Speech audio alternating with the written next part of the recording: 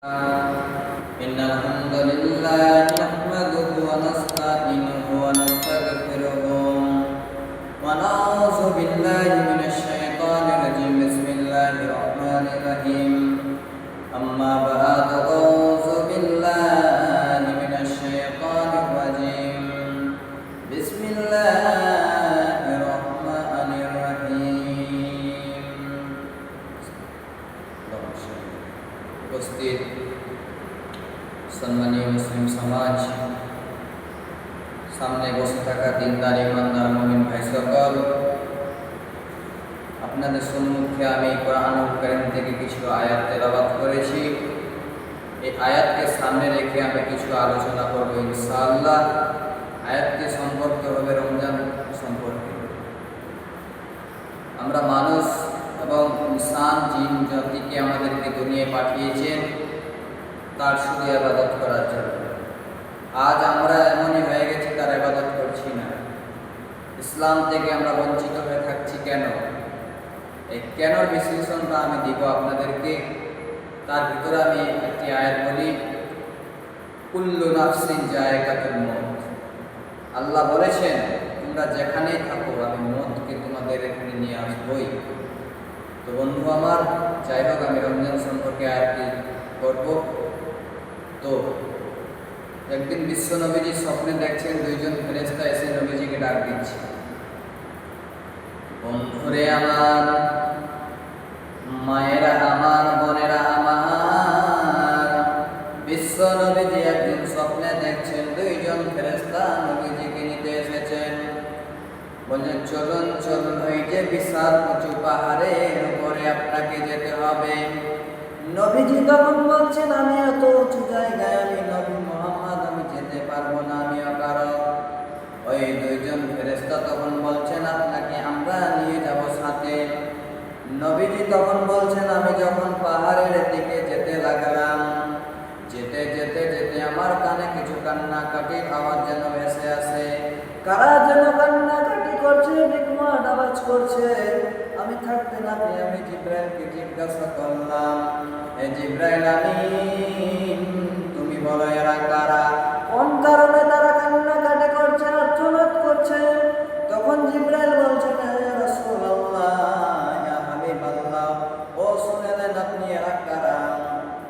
যারা দুনিয়াতে রমজানের মাস পেয়েছিল, সিয়ামের মাস পেয়েছিল, যারা ইফতারের আগে আহার করেছিল, নাফরমান বান্দা বান্দিরা, যারা ইফতারের আগে খাবার খেয়েছিল, আল্লাহর নাফরমান বান্দা বান্দিরা যেন জাহান্নামে শাস্তি পায়।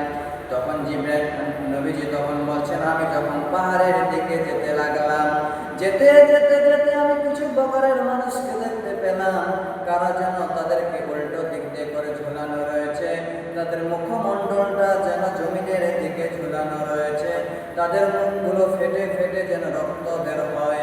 আমি থাকতে না পেয়ে জিবরাইলকে জিজ্ঞাসা করলাম, এ জিবরাইল আমিন, তুমি বলো এরা কারা? কোন কারণে তাদেরকে উল্টো দিকে ঝুলানো রয়েছে? তখন জিবরাইল বলছেন, মান হাওলা, এদেরকে একই কারণে ঝুলানো রয়েছে। এরা রমজান মাস পেয়েছিল, সিয়ামের মাস পেয়েছিল, রোজা রাখেনি, তারা ইফতারের আগে তারা আহার করেছিল, আল্লাহর নাফরমান বান্দা বান্দিরা। তখন নবীজি বলছেন, আমি যখন পাহাড়ের দিকে যেতে লাগলাম, যেতে যেতে যেতে আমি একটা নদীকে দেখতে পেলাম। সেই নদীটা কোনো দুধের নয়, সেই নদীটা কোনো পানির নয়, সেই নদীটা হচ্ছে পচা রক্তের নদী। তারা কারা যেন হাবুডুবু খাচ্ছে, আর্তনাদ করছে, তারা নদী থেকে ওঠার চেষ্টা করছে। দুইজন ফেরেশতা তাদেরকে পাথরের আঘাত করে তাদেরকে নামিয়ে দেওয়া হচ্ছে। ওই সব আল্লাহর নাফরমান বান্দা বান্দিরা। তখন নবীজি জিবরাইলকে বলছেন, এ জিবরাইল আমিন, তুমি বলো এরা কারা? কোন কারণে তারা নদীতে হাবুডুবু খাচ্ছে, আর্তনাদ করছে, ওঠার চেষ্টা করছে, তারা উঠতে পারে না? তখন জিবরাইল বলছেন, এরা রমজানের মাস পেয়েছিল, সিয়ামের মাস পেয়েছিল, রোজা রাখেনি। দ্বিতীয় নম্বরে বলছেন, এরা সুদের সঙ্গে জড়িত ছিল। যারা দুনিয়াতে সুদ খাবে, সুদের লেনদেন করবে, তাদেরকে একই শাস্তি দেওয়ানো হবে। অতএব বন্ধুরে, আল্লাহর 5 ওয়াক্ত নামাজ সালাত আদায় করো। দুনিয়াতে মারা গেলে কিচ্ছু যাবে না আপনার, শুধু যাবে সাদা কাফন, আর কিছু যাবে না। দুনিয়ায় যতই মালধন রেডি করো তোমরা, দুনিয়ায় কিছু যাবে না, যাবে না। শুধুই যাবে সাদা কাফন, শুধু যাবে মসজিদের খাট।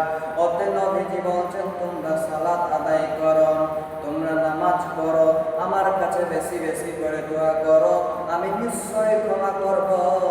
সমুদ্রের বরাবর যদি গুনাহ হয়ে থাকে, আমি নিশ্চয় সেই গুনাহকে আমি ক্ষমা করতে রাজি আছি।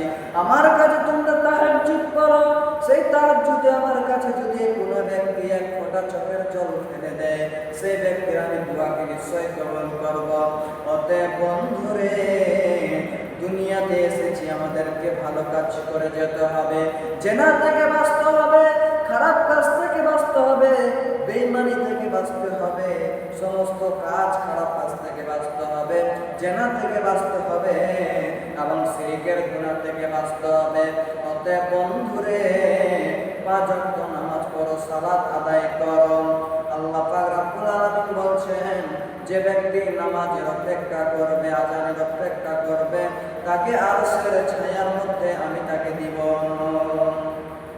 উপস্থিত, আমার বক্তব্য আমি এদিকে শেষ করব।